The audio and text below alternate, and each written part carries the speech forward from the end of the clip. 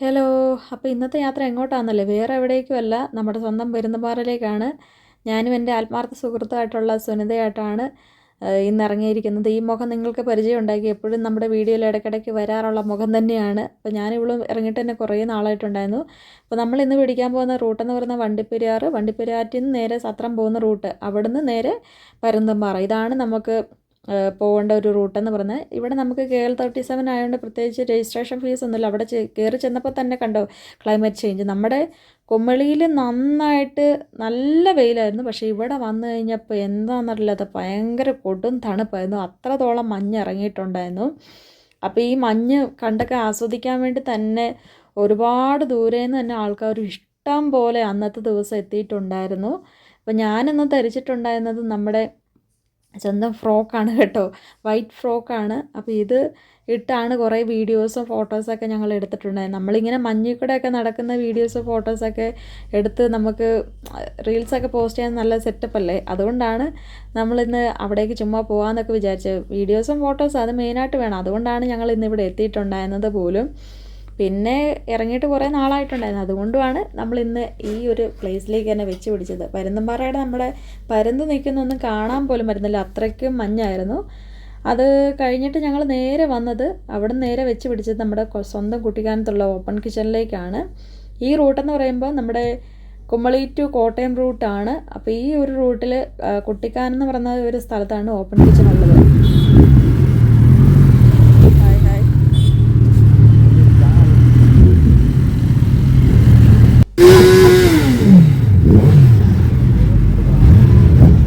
അപ്പോൾ കണ്ടല്ലോ, സൂപ്പർ ബൈക്കുകളുടെ എല്ലാം ഒരു നിരന്ന കളക്ഷൻ തന്നെ ഉണ്ടായിരുന്നു. ഞങ്ങൾ വന്ന സമയത്താണ് അത് ഇറങ്ങി പോയിട്ടുണ്ടായിരുന്നത്.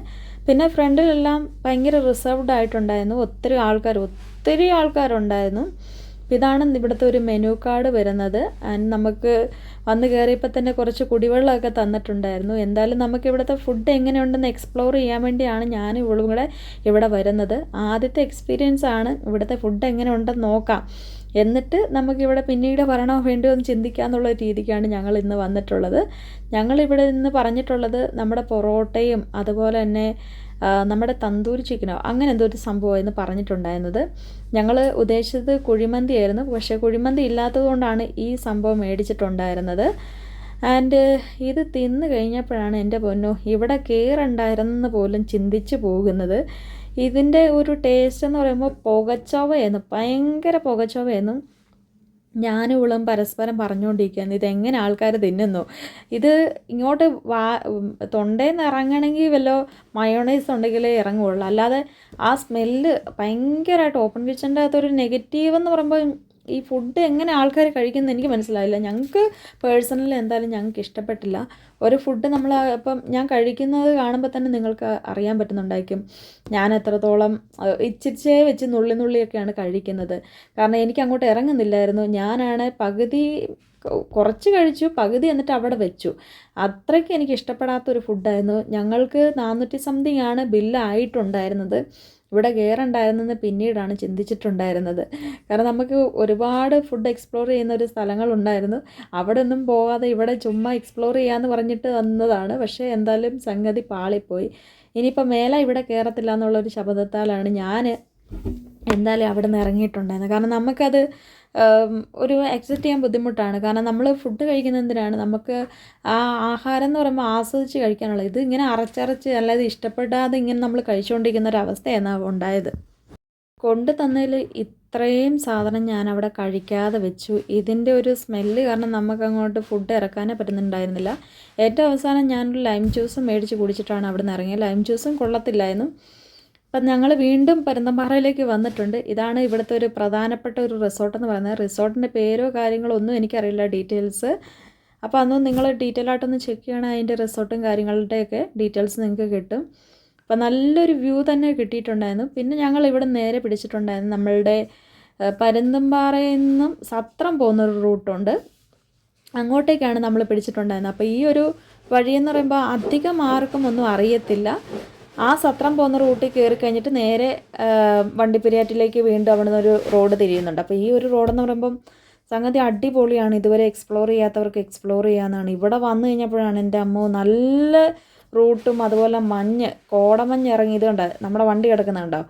ഇതാണ് നമ്മുടെ ആ ഒരു പ്രകൃതി രമണീയമായിട്ടുള്ളൊരു കാഴ്ച തന്നെ നമുക്ക് കാണാൻ പറ്റുന്നുണ്ട്. അപ്പോൾ ഞങ്ങൾ വന്നിറങ്ങിയപ്പോൾ തന്നെ ഭയങ്കര മഴയായിരുന്നു. ഇടയ്ക്ക് മഴ പെയ്യും, ഇടയ്ക്ക് മഞ്ഞ് വരും, ഇടയ്ക്ക് വെയിൽ വരും. ഈ ഒരു 3 കാലാവസ്ഥയും മാറി മാറിയാണ് വന്നിട്ടുണ്ടായിരുന്നത്. നമുക്ക് ഫോട്ടോസ്, വീഡിയോസ്, നിങ്ങൾക്ക് വെഡ്ഡിങ്ങിൻ്റെ എന്തെങ്കിലുമൊക്കെ ഫോട്ടോഷൂട്ട് ഉണ്ടെങ്കിൽ ഇവിടെ വരികയാണെങ്കിൽ അടിപൊളിയായിട്ട് നിങ്ങൾക്ക് എടുത്തിട്ട് പോകാം. അത്ര നല്ലൊരു സ്പോട്ടാണ് ഈ ഒരു സ്പോട്ടെന്ന് പറയുന്നത്. നമ്മുടെ വണ്ടിയൊക്കെ ഇട്ടിട്ട് ഞാൻ കുറേ പ്രഹസനങ്ങളൊക്കെ അവിടെ നിന്ന് കാണിച്ചിട്ടുണ്ടായിരുന്നു. നല്ല രസമാണ് ഓടിയും ചാടിയൊക്കെ. പിന്നെ ഇവിടെ നമ്മൾ അത്യാവശ്യമായിട്ട് ശ്രദ്ധിക്കേണ്ട ഒരു കാര്യം എന്ന് വെച്ചാൽ പുലിയോ കടുവയോ എന്തോ ഒരു സംഭവം ഇറങ്ങിയിട്ടുണ്ടെന്ന് പറഞ്ഞിട്ടുണ്ടായിരുന്നു. ഇവിടെയല്ല, ഇതിനപ്പുറം കുറച്ച് വേറൊരു സ്പോട്ടിലാണ്. കാരണം ഇവിടെ അങ്ങനെ അധികം ആൾക്കാരൊന്നുമില്ല.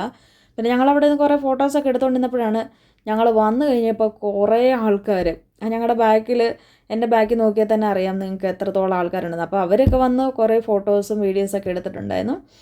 ആൻഡ് ഇവിടം കൊണ്ട് ഞങ്ങൾ നിർത്തുവാണ്. ഇതൊക്കെയാണ് ഞങ്ങളുടെ, എൻ്റെയും ഇവളുടെയും പ്രധാനപ്പെട്ട പരിപാടി എന്ന് പറയുന്നത്. പെരുന്തമ്പാറ കറങ്ങുക, നേരെ വീട്ടിൽ പോവുക, ഇതൊക്കെ തന്നെയാണ് നമ്മുടെ മെയിൻ പരിപാടി. അല്ലാതെ വേറെ എവിടെയും നമുക്ക് ലോങ് ആയിട്ടൊന്നും പോകാൻ വേണ്ടി പറ്റത്തില്ല. എനിക്ക് പോകാൻ പറ്റുമെങ്കിൽ അവളുടെ വീട്ടിൽ നിന്ന് അതിനുള്ളൊരു സമ്മതമൊന്നും അവരുടെ അമ്മയും അച്ഛനും കൊടുക്കത്തില്ല. അപ്പോൾ വീഡിയോ ഇഷ്ടപ്പെട്ട എല്ലാവരും ലൈക്ക് ചെയ്യണേ. എന്തായാലും നമുക്ക് അടുത്തൊരു വീഡിയോയിൽ കാണാം. അപ്പോൾ എല്ലാവർക്കും ഗുഡ് ബൈ.